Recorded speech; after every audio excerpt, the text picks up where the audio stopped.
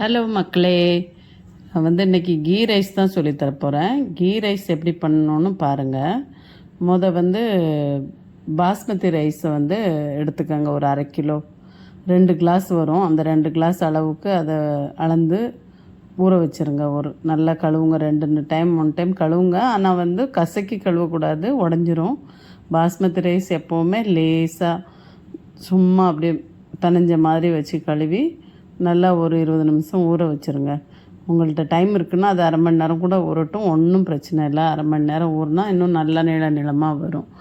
அதுக்கப்புறம் ஒரு பாத்திரம் அடுப்பில் வச்சுட்டு கொஞ்சம் டீப்பாக உள்ள பாத்திரம் வைங்க. ஏன்னா அரிசி நல்லா நிறைய மேலே வரும். இப்போ இதில் நெய் ஊற்றிடுங்க.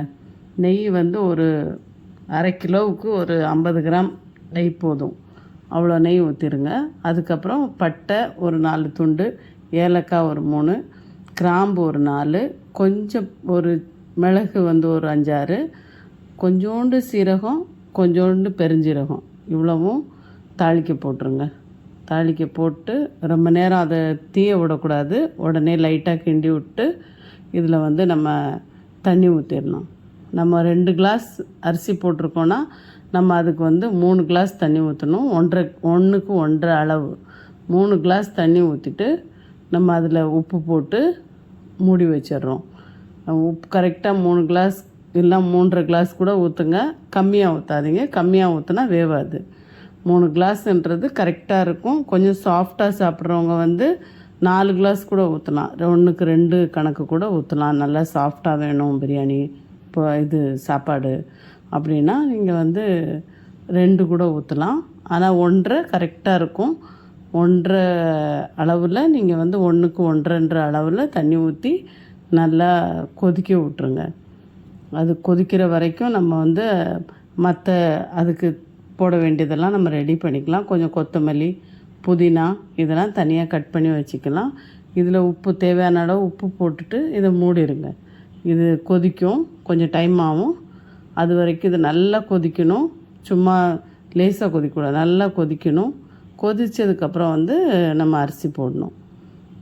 இப்போ பாருங்கள் எவ்வளோ தளன்னு கொதிக்குது. இவ்வளோ அளவுக்கு கொதிக்கணும். அதுக்கப்புறம் நம்ம அந்த அரிசியை போட்டு லைட்டாக கிண்டி விடணும். இந்த அரிசி டக்குன்னு உடையும். பாஸ்மதி இப்போ ஊற வச்சிட்டோம்ல நம்ம, இதுக்கப்புறம் அது லேசாக பட்டால் கூட உடையும். அதனால் ரொம்ப லைட்டாக கிண்டணும். எத்தனை டைம் கிண்டினாலும் ரொம்ப லைட்டாக தான் கிண்டணும். நம்ம நிறைய டைம் கிண்டையும் தேவையில்லை. ஆனால் ஒரு 2 டைம் 3 டைம் நம்ம லைட்டாக கிண்ட வேண்டியது வரும். அந்த டைமில் ரொம்ப மெதுவாக கிண்டி விடணும். இங்கேருந்து அங்கேருந்து இங்கே எப்படி சும்மா கட் ஃபோல்டு மாதிரி பண்ணணும். இப்போ பாருங்கள் நல்லா கொதித்து வருது. இதுக்கப்புறம் கொஞ்சம் ஸ்லோவில் வச்சுக்கலாம். ரொம்ப ஃபாஸ்ட்டாக கொதிக்க வேண்டாம். கொஞ்சம் லைட் ஸ்லோவில் வச்சுக்கலாம். மீடியமில் வச்சு திருப்பி கொஞ்சம் நேரம் வேகட்டும்.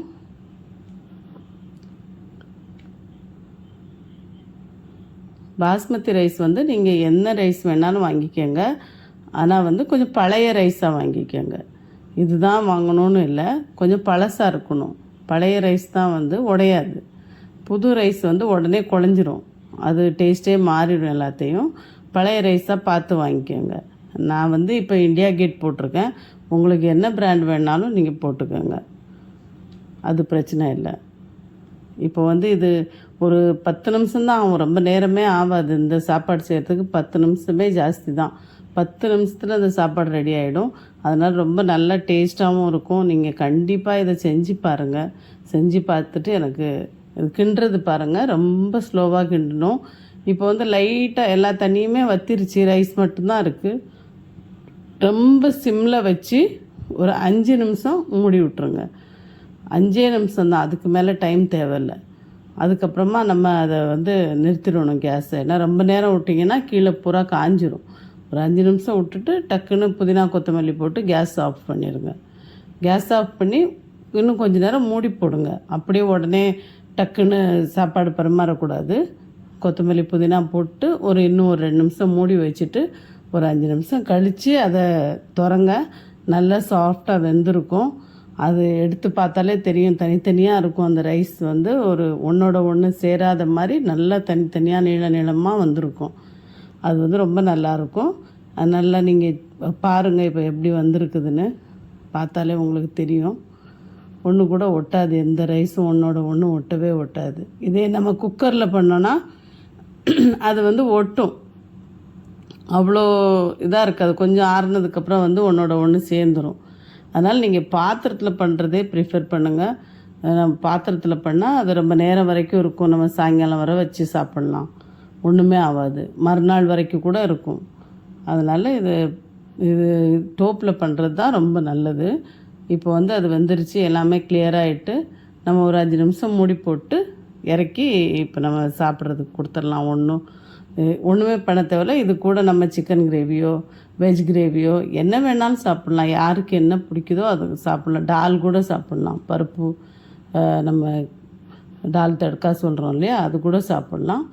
எதுவுமே இது கூட ரொம்ப நல்லா டேஸ்ட்டாக இருக்கும். வெறும் ரைஸ் தான் நீங்கள் சாப்பிட்டாலே குழந்தைங்களுக்கெலாம் கொடுத்தா அப்படியே சாப்பிட்ருவாங்க.